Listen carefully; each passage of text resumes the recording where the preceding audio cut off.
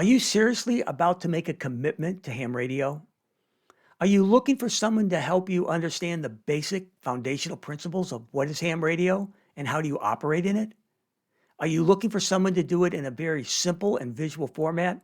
Then you must watch this four-part series on the basic introductions into ham radio. Today I'll be concluding this series with part 4 on the HF or your high frequency bands. I would strongly suggest that you would watch episode 3 first because this is just a continuation of the previous episode. So if this sounds interesting to you, then let's get started.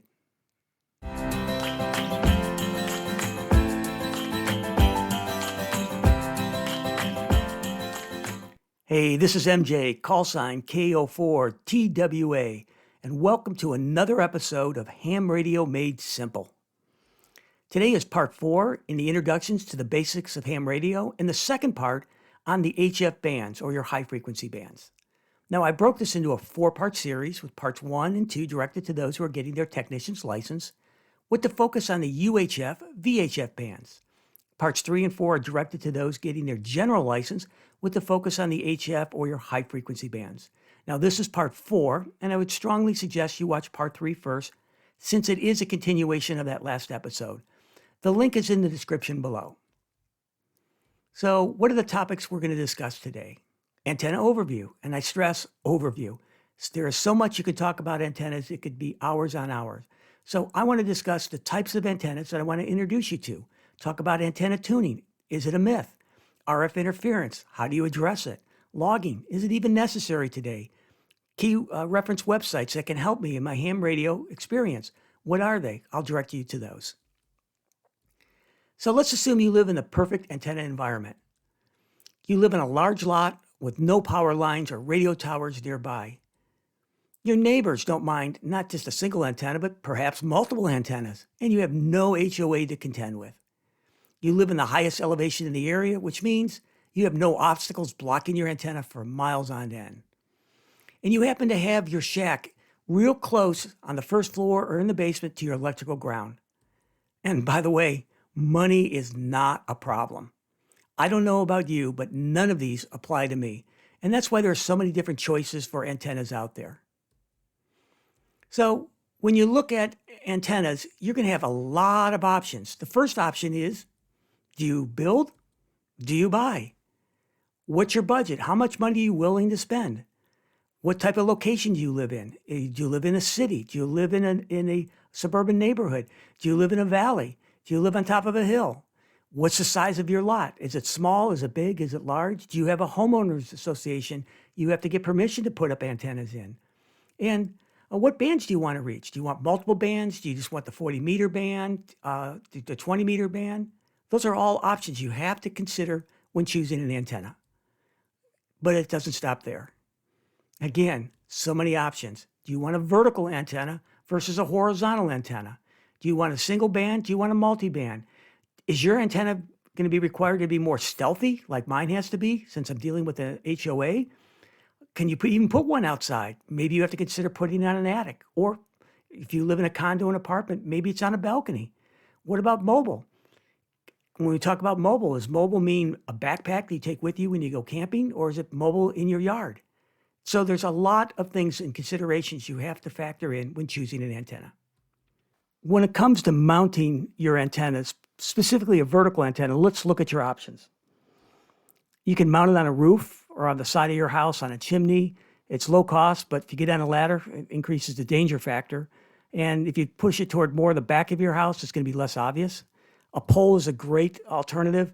This is what I use. I have a pole with my UHF, VHF antenna up here. It's painted camo brown. This is black. I can pull this out of the ground. Again, very stealthy. There's an antenna over here you probably don't even see. That's my HF antenna. Again, all painted camo brown. So to me, it's a great option when you're doing vertical antennas is to put a pole in.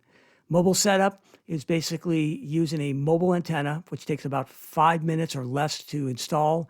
You can put it outside. You can use it for whenever you want to. And this gets around the HOA requirements because it's not a fixed permanent structure.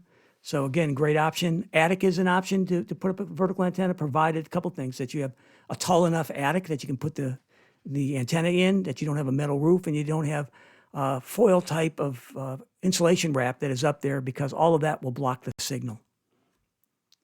Now, on a balcony, there's a choice you can use also for balconies, a magnetic loop, and there are some mobile antennas that'll just work out on the balcony and just bring it inside when you're done. Now, when we look at your HF horizontal antennas, think of it this way. This is known as a half-wave center dipole right in here, which you're looking at. And this is typical, most common antenna that's out there. And people come out from tree to tree, but there's special techniques to do that so when the tree moves, that it doesn't break your wire. This is your antenna wire. This is your antenna wire. This is your coax cable coming down. And this is a box that's called a balan. And I'll get into that here in a short minute or two. But if you don't do tree to tree, you can do a tree to a house, a tree to a pole. And they're fairly stealthy as long as no copper is being exposed. And if you paint this like a dark color, black, this box right here, because a lot of them come in like white or a gray color, you paint that and everything is dark. Most times people won't see it. HOA won't even notice it. So if it's been up for a couple weeks, most likely they're never going to notice it. So put something up like this, I'd rather ask for forgiveness than permission. You can't put a dipole antenna in an attic. I've known someone who have done it. They basically, instead of going straight all the way across, they take it to a certain distance and bend it upward, and they take the side and bend it downward, and successfully reach 52 countries. So you can't put a dipole in an attic. Now, you can hear the term Balams and Unums. What are they and why do they matter? Well, when we look at it, first let's just look at it here. This is what it looks like. It's a small box.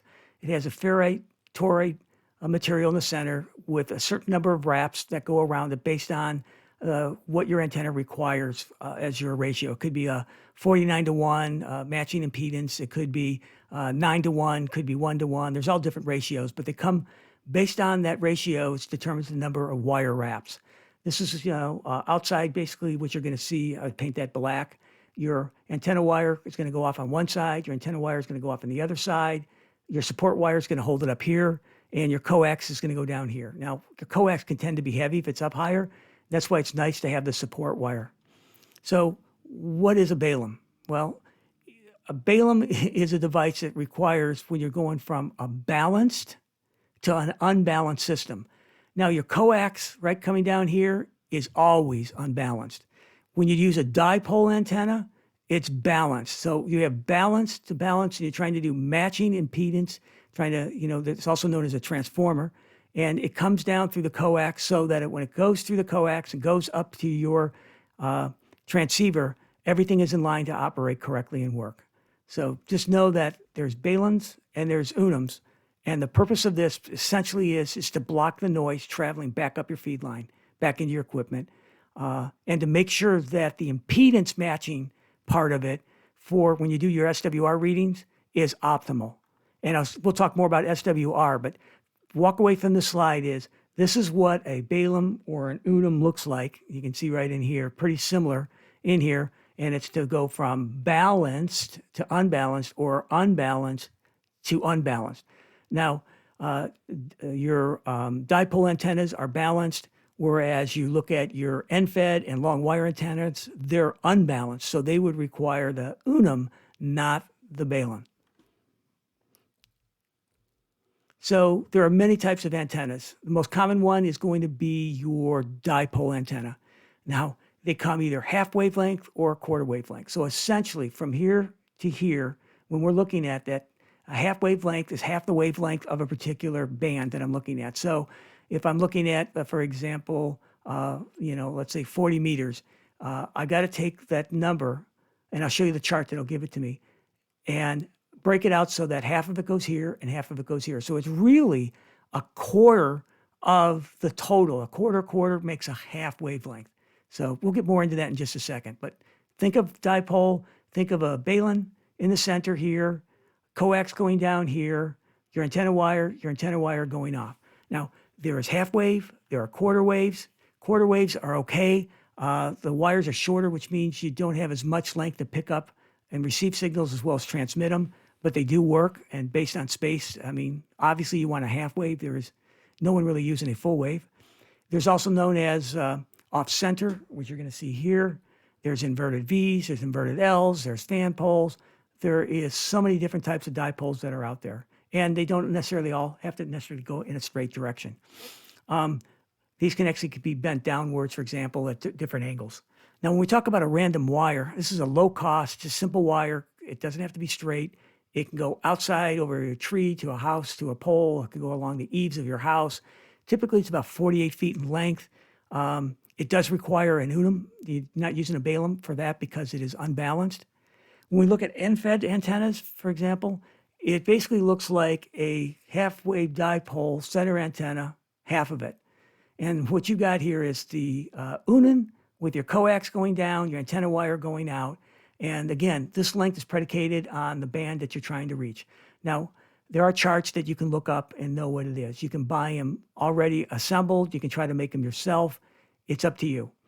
Now, just be aware, anytime you're talking about antennas, when they're transmitting, depending on the amount of watts, the power that is coming out of them, it can burn you. You can get what is known as an RF burn because energy is coming off these antennas.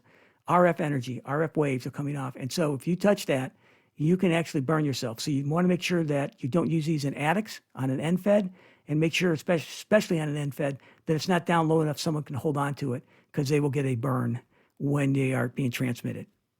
These are pretty easy to set up, and you can take these end feds and actually put them down at an angle. They don't have to be at a 90-degree angle. And this is what an inverted V looks like. You're basically taking this and dropping it down equally to the center. Oh, by the way, internal tuners are going to be required for the random wire. So when we talk about dipole lengths and stuff, let's go into this a little bit more. If I'm looking at a 40 meter, that's 68.5 is what I have to have this be right in here, okay? I need to have, in my backyard, at least 70 feet of space. The length that would fit in here on a half-wave dipole would be 34.25, 34.25 on this side. So half wave is total measurement from here to here. The wave measurement, or excuse me, the wire measurement between the endpoint and to the balum is going to be a quarter of this. And this is your coax going down. And the higher up, the better that you can get in. So this is showing you, again, someone did the math for us, and there's calculations out there that you can get. But when you're talking dipole antennas, you got to know, for example, on a 160 meter, requires 266 feet. That's why you don't see too many dipoles that long, just too much wire. But if someone asks you, okay, I'm going to get an antenna, what bands should I get on? Obviously, the 40 meter is the best, the highest activity, best, easiest to operate. So that's number one. You might want to go to the 80 meter if you're up later at night, because after it gets darker, 80 meters still has a lot of activity. 20 meters more your daytime to twilight activity. And if you have a good antenna and 20 meter setup, it's a fun band to get on. 10 meter I just threw out there because it's considered like almost like a multi-purpose all-time band that's out there. But a lot of times it tends to be quiet unless the right atmospheric conditions are happening for allow this signal to operate, because 10 meter can be considered like the 12 meter, a quiet band. Now, secondary goals, if you're up late at night, 160 meters is a good choice. I like the 17 and 15 meters because I can use those during the daytime and at twilight and reach pretty far areas with not a lot of competition of people trying to talk to someone who's out there. So, for example, someone from the Bermuda, and I'm trying to reach them from North Carolina, there's only one person ahead of me. I don't mind waiting in, listening, and when that person gets off, I can get on and talk to them. So, like these bands, not as busy as this, but you get some great contacts from it. Now, I mentioned that the 12 meter and the 10 meter can be considered a quiet band also. I took the 30 meter out because it's data only, and 160 meter is late night. Now, best time to use the 10 meter, 6 meter, 12 meter is summertime. So let's get into balams and radials. What are these? Well, radials are primarily used on vertical antennas, and they kind of look like this. You got two choices of what they look like.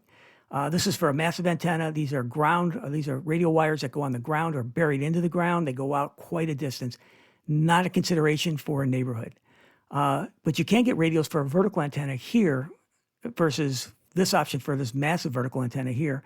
And essentially what they are is just thin metal rods slanted at an angle that help improve the transmission and signal of your antenna. So when we talk about types of antennas that are out there, Here happens to be a vertical antenna that I have is a Comet CH250. That's the one I painted camo brown. The length of that antenna is about 23 feet. Put it on a pole. Optimal is you want it up to about 35, 36 feet in the air at the tip of the antenna. It doesn't, it doesn't take much to put it up. It's not a hard, heavy lift to do it, and it is multi-band. And this one doesn't happen to require the radials. You can do mobile antennas, and basically what you're using is a heavy-duty tripod, for example, with a pole, and this is a mobile dipole antenna. On this particular antenna, this is your transformer, this is your Balam type of box, and what you're looking at here are ham sticks. And these HF ham sticks basically are a particular band. So this could be a 20 meter, 20 meter, 40 meter, 40 meter. And that's why it's considered like a dipole, because it's coming off, and your coax right here coming down. So you can have options where you just switch out any of these. So instead of having the 20 and 40 meters, today I want to do 80 meters and 10 meters. I just put those particular ham sticks in. So very, very functional. Beam antennas are for your serious people that are directing their antenna through a rotor. It's a motor that sits up on top in here. Within the shack, the ham radio operator is directing the direction they want this to go, south to South America, east over to Europe, whatever. Again, usually high up, a lot of money. Typically not your first antenna. Won't be mine. Now, other antennas that you're going to hear out there, and they're going to be on your test, and you're going to hear a lot about them. You're going to hear Yagi. And what does it look like? Pretty much looks like this. They can be either all the same length, or typically what you're going to find is your front one is shorter, medium, and then it gets longer toward the back.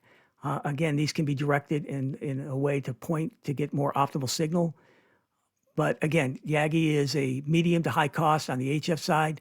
There's a lot of these. You'll find more choices for the 2 meters and 70 meters on your UHF, VHF bands. And they can be multi-band. Hexbeam is the guy who's putting out 1,500 watts of power constantly. And again, high up there. This is a serious antenna. These are what are called DXers, just like, the directional antenna that I just showed you. And again, DXer, remember, is someone who's trying to reach long distance places that are hard to reach. These guys, with the power and with that type of antenna, can reach practically anywhere. Magnetic loop is a great option. You can put it either in a mobile environment. They have them for backpacks. They have them for backyards. They have them for balconies, and even attics you can put them in. They can be single band. They can be multi-band. But you do have to direct it. You have to turn this into the direction, since it is a directional antenna. Now, do you really tune an antenna? And the answer is no. You're never really tuning your antenna. What you're trying to do is take a bad signal that's coming in and use a tuner to make it an acceptable receiver that your transceiver can work with. So you've never taken a bad signal and make it a good signal. You still got a bad signal. It's just now that your transceiver can work with it. So what does that mean? So if I had a good signal, then I should be able to get full transmit power off of that particular band, off of that antenna, when I have a good SWR reading. And I'll get into SWR, what that means. But know this, essentially means I get a bad signal means I have less power to transmit off of a bad signal. So instead of maybe doing 100 watts of transmission, I may be restricted to 60 watts because it's such a bad signal. And it's a weaker received signal, so I may not even hear it.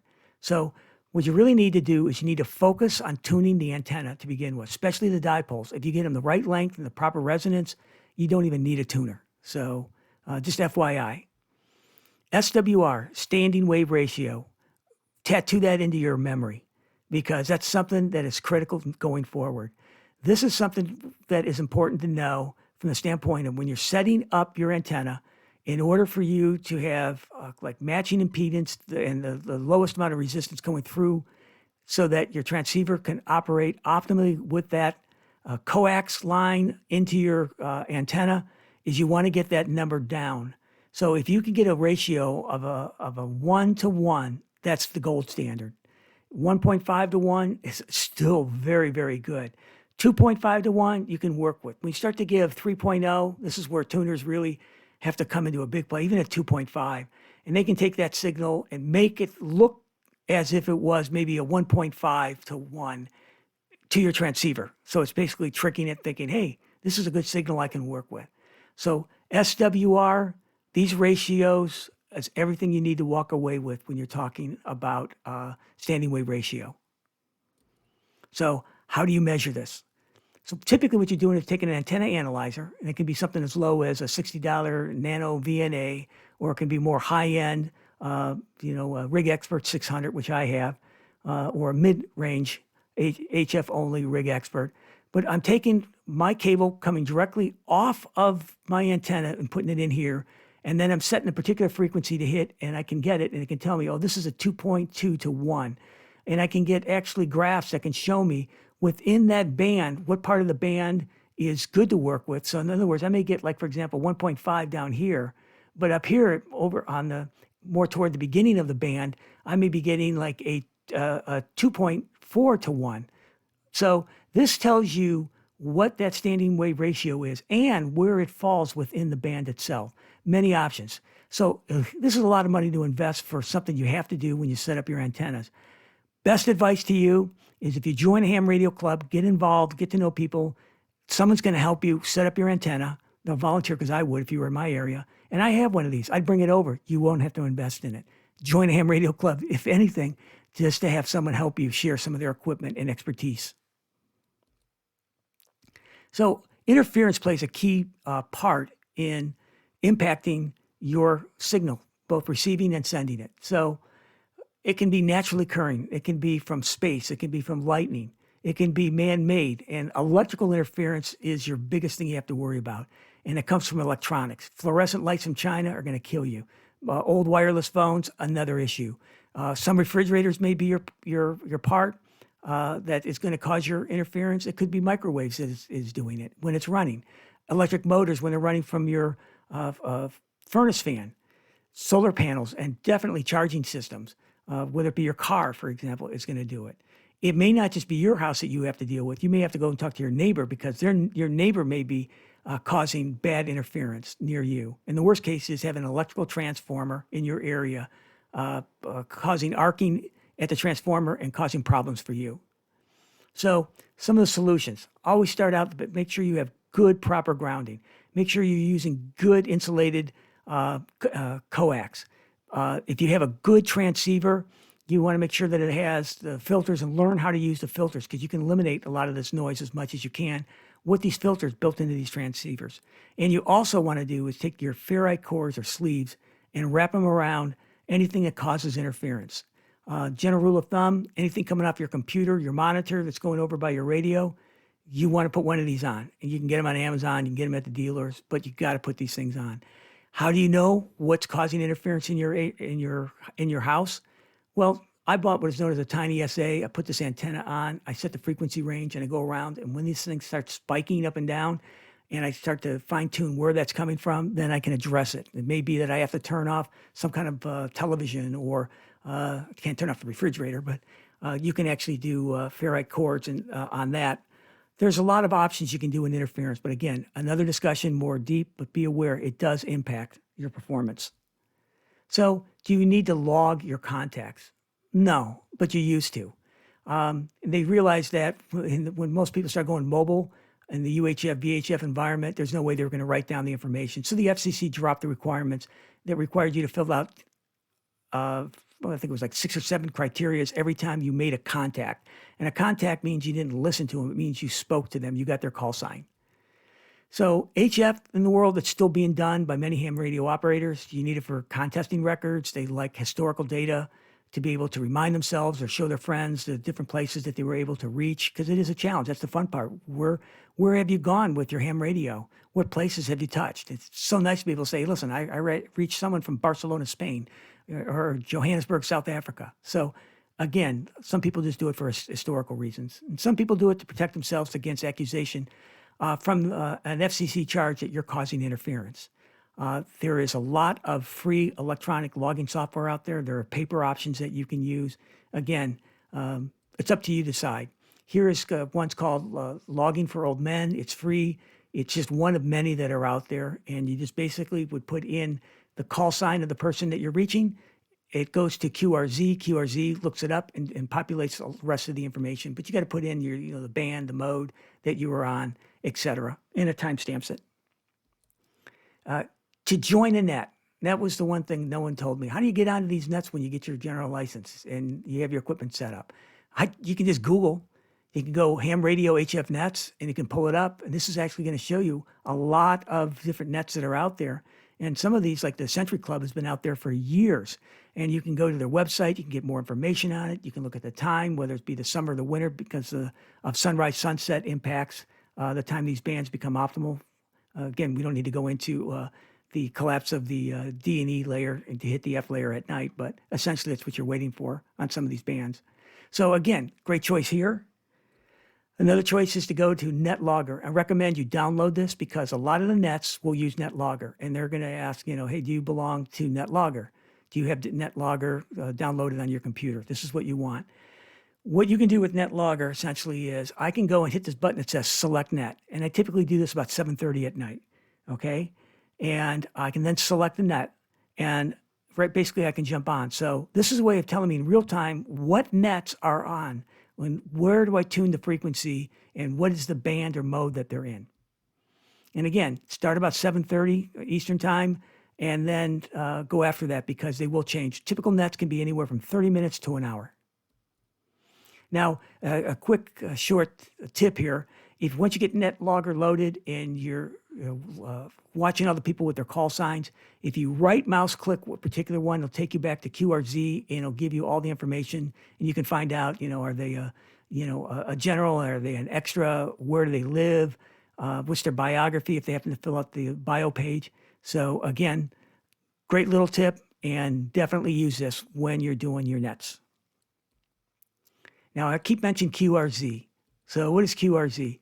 It is a bookmarked site mandatory for all ham radio operators, really. This is where you can look up a call sign. I can just put in here anybody's call sign that I hear, and it's going to pull me up all the information about them. It's super. It tells me about solar activity. Is there activity from CMEs that are going off, coronal mass ejections? When that happens, that charges the ionosphere and makes ham radio signals travel much, much further.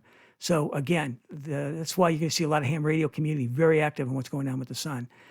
They have forums. They have used equipment. They can help you locate clubs. It's a great place to go to, and strongly recommend that's the first place you should start, along with the ARRL, repeaterbook.com. So for example, on QRZ.com, I can pull up under their database. I can look up ham club database. I can also do it on the ARRL, which I'll show you here in a second. But this gives me a link to all of the clubs that are out there, and I can choose a location, and I can filter it down. And this is where I found the clubs in my area and that I began to meet with and then join the club. Now, the ARRL has a great website, has information on what's going on, generally speaking, specifically around the legal side of it with Washington, D.C., requirements, tips and tricks, classes. I mean, it has everything. But if you're looking particularly for nets, you can go within their directory and do a net directory search. And I can put these filters on that I can select by state, and I can select by the particular band. So if I have a 40 meter band antenna, dipole antenna, I just want to look what the 40 meters are. And then I hit search for nets. Great, great tool. Again, there is so much more when it comes to ham radio. We can talk about Morse code. We can talk about digital. And digital is a very, very fast growing area. But, that's for a later time. So just summarizing real quickly, everyone lives in a location that has its challenges. Never going to be ideal, and you got to work with what you got. So you got to know how to use your equipment, your antenna, to get the best out of it. We talked about dipoles, the most common, popular, multi-type of antenna that is out there. It's affordable, but make sure you know the length, because again, 266 feet or 268 feet, I think it was, on the 160 meters, you may not have the run room for that in your yard. So pay attention to that. Antenna tuning, it's not really tuning. Get your signal proper to work with to begin with is a better way of doing it. And your RF interference, it does happen naturally. Nothing you can do about that, but you can focus on the man-made, as we talked about, and minimize that through the efforts that we talked. Now, find the HF nets. You can go NetLogger, you can go to Google, ARRL, QRZ.com. But bottom line is, get on a net, get into a club, and this way you will be successful, have fun, make contacts, and help grow the hobby, the sport even, of ham radio. Now, upcoming videos, I'm going to do licensing next, nets and clubs, how to find them, why to join, what you expect when you join a club.